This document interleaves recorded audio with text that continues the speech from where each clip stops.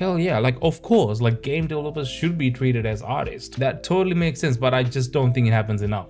And this is why we get really shit games. For an example, latest one that we can talk about is Mind's Eye. I think in concept was supposed to be a pretty good game, and you can tell it had its good moments as a concept.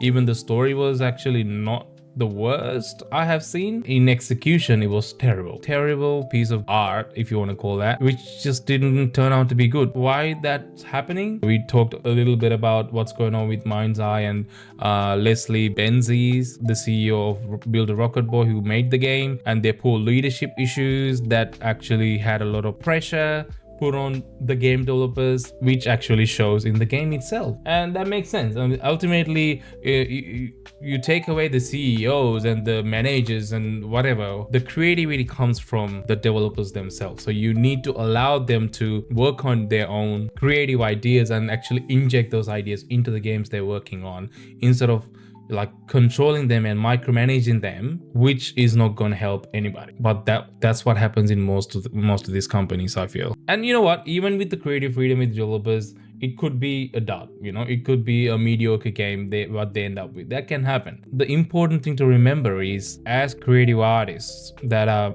working on games, you should be allowed that freedom. And there should be guidance. Obviously there should be guidance provided by the managers and CEOs of the company. Ultimately, micromanaging is where it limits the freedom and the creativity, and then it all goes to shit. I guess even at Sucker Punch Studios and even Naughty Dog, they probably have that level of freedom with these artists, which is why we see great games coming out of these studios. Hopefully it will remain that way so we can get more great games. Anyway, that's my take on it.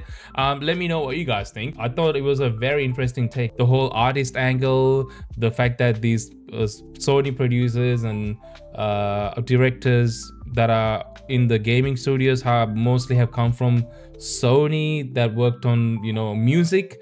That's not something I really heard or knew before now. So I thought that was really interesting. Let me know what you guys think.